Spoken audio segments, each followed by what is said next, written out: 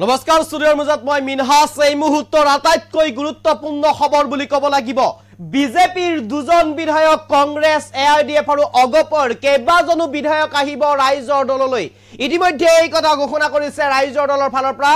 বিজেপিৰ দুজনকৈ বিধায়ক আহিব ভালকৈ আপোনালোকে শুনি লওক দুজনকৈ বিজেপিৰ বিধায়ক আৰু কংগ্ৰেছ অগপ আৰু এআইডিএফৰ কেইবাগৰাকীও বিধায়ক ৰাইজৰ দললৈ আহিব ইতিমধ্যে সকলো কথা সকলো আলোচনা ইতিমধ্যে সমাপ্ত হৈছে 2026 নিৰ্বাচনৰ প্ৰাক মুহূৰ্তত আহিব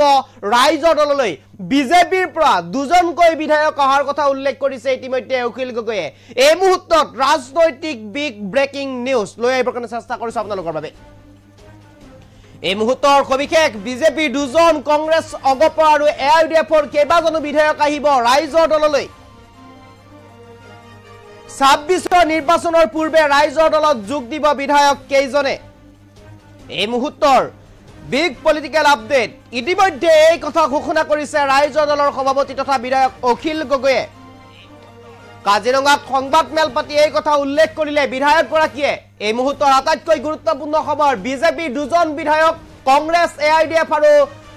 অগপৰ কেইবাজনো বিধায়ক আহিব ৰাইজৰ দললৈ ইতিমধ্যে ৰাইজৰ দলে সমগ্ৰ অসমতে ব্যাপক প্ৰচাৰ চলাইছে কি নামনি কি উজনি কি মধ্য অসম সকলোতে এতিয়া ৰাইজৰ দলৰ ব্যাপক প্ৰচাৰ আৰু এই প্ৰচাৰৰ মাজতে ইতিমধ্যে এক বৃহৎ ৰাজনৈতিক খবৰ আহিছে এক বিগ পলিটিক্যাল আপডেট বুলি ক'ব লাগিব এই বিগ পলিটিক্যাল আপডেটত এইটোৱে আছে যে বিজেপিৰ দুজন কংগ্ৰেছৰ কেইবাজন অগপৰো কেইবাজন আৰু এআইডিএফৰ কেইবাজনো বিধায়ক ৰাইজৰ দলত আহিব আৰু ইতিমধ্যে এই কথা ঘোষণা কৰিছে এই কথা আলোচনা হৈছে আৰু আলোচনা ইতিমধ্যে সমাপ্ত হৈছে কেৱল মাত্ৰ যোগদান কৰিবলৈ বাকি আৰু এই কথা ঘোষণা কৰিছে এতিয়া অখিল গগৈয়ে 2026 বিধানসভা নিৰ্বাচনৰ পূৰ্বে ৰাইজৰ দললৈ আহিব আৰু ৰাইজৰ দলত যোগ দিব এই সকলো কথা ইতিমধ্যে সমাপ্ত হৈছে সকলো ইতিমধ্যে আলোচনা সমাপ্ত হৈছে কেৱল মাত্ৰ যোগ দিবলৈ বাকি বিজেপিৰ দুজনকৈ বিধায়ক আহিব বিজেপিৰ পৰা দুজনকৈ বিধায়ক আহিব ভালকৈ আপোনালোকে শুনি লওক বিজেপিৰ পৰা দুজনকৈ বিধায়ক আহিব কোন দুজন বিধায়ক আহিব কোন দুজন বিধায়কে ইতিমধ্যে আলোচনা কৰিছে কোন দুজন বিধায়কে ইতিমধ্যে কথা পাতিছে সেই কথা এতিয়া স্পষ্ট হোৱা নাই কিন্তু বিজেপিৰ দুজন বিধায়ক আহিব ৰাইজৰ দললৈ আৰু কংগ্ৰেছৰ অগপৰ আৰু এআইডিএফৰ দুজনকৈ বিধায়ক আহিব ৰাইজৰ দললৈ এই মুহূৰ্তত সভাপতি তথা শিৱসাগৰৰ বিধায়ক অখিল গগৈৰ মন্তব্য আছে আমি শুনাব বিচাৰিছো ৰাজ্যৰ দলৰ লগত যোগাযোগ কৰিছে বিজেপি দলৰ দুজন বিধায়কে তাৰ পিছত কংগ্ৰেছ দলৰ কেইবাজন বিধায়কে আমাৰ লগত কথা পাতি আছে অসম গণ পৰিষদৰ বিধায়কে কথা পাতি আছে আৰু এআইডিএফৰ তো কেইবাজন বিধায়কে কথা পাতি আছে ৰাজ্যৰ দললৈ কেইবাজনো বিধায়ক অহাৰ কাৰণে তেখেতসকলে কথা বাৰ্তা পাতি আছে আৰু মই আপোনালোকক নিশ্চিতকৈ ক'ব পাৰোঁ যে 2026 চনৰ অসম বিধানসভা নিৰ্বাচনৰ পূৰ্বে এই আটাইকেইটা মই যি চাৰিটা দলৰ নাম ক'লো বিজেপি অসম গণ পৰিষদ এআইডিএফ আৰু কংগ্ৰেছ এই চাৰিওটা দলৰ পৰা বৰ্তমান হৈ থকা বিধায়কৰ কেইবাজনীও আমাৰ দলত যোগদান কৰিব সেই সম্পৰ্কে আমাৰ মাজত কথা বাৰ্তা মোৰ লগত যোগাযোগ চলি আছে অচিৰে এইটো নহ'ব এই কাৰণে যে ইলেকশ্যনৰ ছমাহৰ আগতে এইটো কৰাটো সম্ভৱ নহ'লে আকৌ উপ নিৰ্বাচনৰ সন্মুখীন হ'ব লাগে যাতে উপ নিৰ্বাচনৰ সন্মুখীন হ'ব নালাগে তাৰ কাৰণে অলপ পলম কৰা হৈছে কিন্তু এইটো নিশ্চিত যে কেইবাজনো বিধায়কে শাসক আৰু বিৰোধী কেইবাজনো বিধায়কে আমাৰ দলত যোগদান কৰিবৰ কাৰণে আমাৰ লগত কথা বাৰ্তা হ'ব ৰাজ্যৰ দলৰ লগত যোগাযোগ কৰিছে বিজেপি দলৰ দুজন বিধায়কে তাৰ পিছত কংগ্ৰেছ দলৰ কেইবাজন বিধায়কে আমাৰ লগত কথা পাতি আছে অসম গণ পৰিষদৰ বিধায়কে কথা পাতি আছে আৰু এআইডিএফৰ তো কেইবাজন বিধায়কে কথা পাতি আছে ৰাইজৰ দললৈ কেইবাজনো বিধায়ক অহাৰ কাৰণে তেখেতসকলে কথা বাৰ্তা পাতি আছে আৰু মই আপোনালোকক নিশ্চিতকৈ ক'ব পাৰোঁ যে 2026 চনৰ অসম বিধানসভা নিৰ্বাচনৰ পূৰ্বে এই আটাইকেইটা মই যি চাৰিটা দলৰ নাম ক'লো বিজেপি অসম গণ পৰিষদ এআইডিএফ আৰু কংগ্ৰেছ এই চাৰিওটা দলৰ পৰা বৰ্তমান হৈ থকা বিধায়কৰ কেইবাজনীও আমাৰ দলত যোগদান কৰিব সেই সম্পৰ্কে আমাৰ মাজত কথা বাৰ্তা মোৰ লগত যোগাযোগ চলি আছে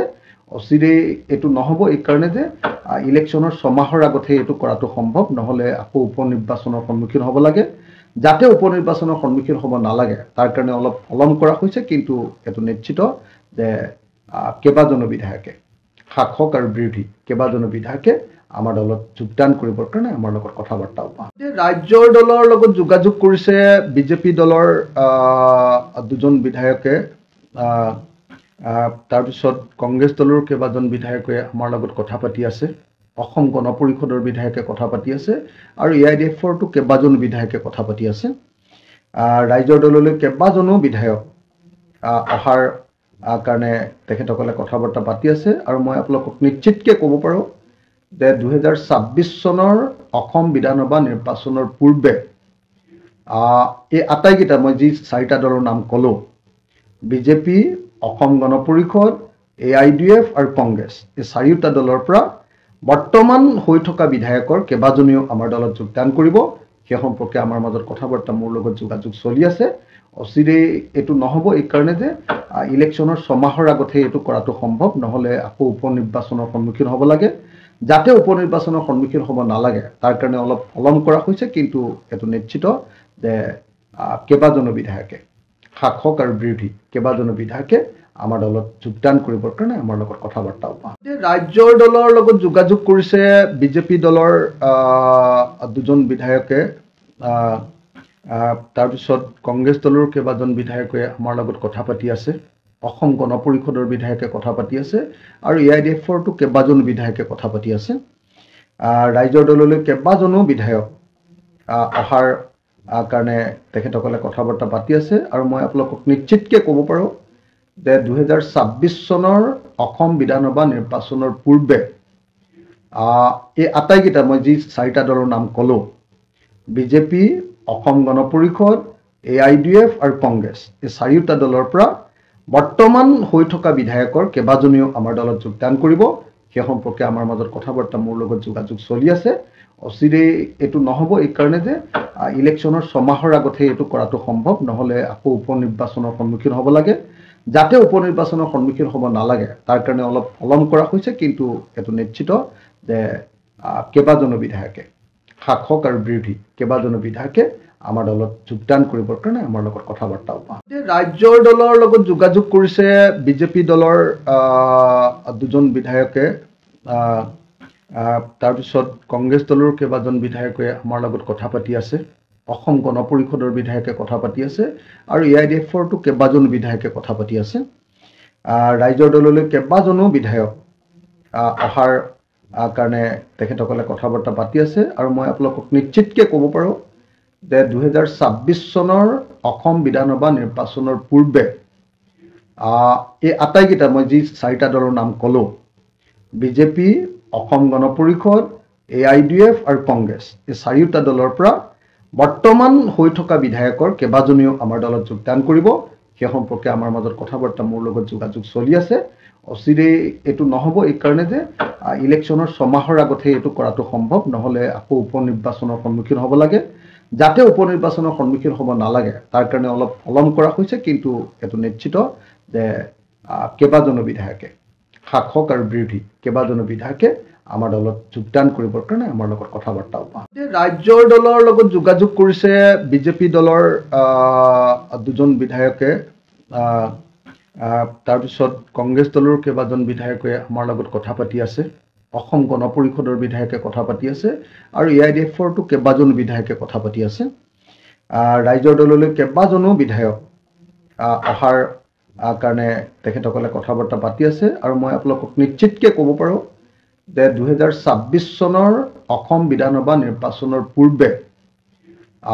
এই আটাইকেইটা মই যি 4টা দলৰ নাম ক'লোঁ, বিজেপি, অসম গণ পৰিষদ, AIDF আৰু কংগ্ৰেছ, এই 4টা দলৰ পৰা বৰ্তমান হৈ থকা বিধায়কৰ কেইবাজনীও আমাৰ দলত যোগদান কৰিব। সেই সম্পৰ্কে আমাৰ মাজত কথা বাৰ্তা মোৰ লগত যোগাযোগ চলি আছে। অচিৰেই এইটো নহ'ব, এইকাৰণে যে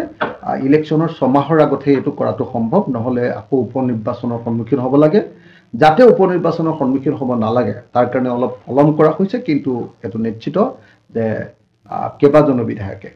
শাসক আৰু বিৰোধী কেইবাজনো বিধায়কে আমাৰ দলত যোগদান কৰিবৰ কাৰণে আমাৰ লগত কথা বাৰ্তা পাওঁ। ৰাজ্যৰ দলৰ লগত যোগাযোগ কৰিছে বিজেপি দলৰ দুজন বিধায়কে,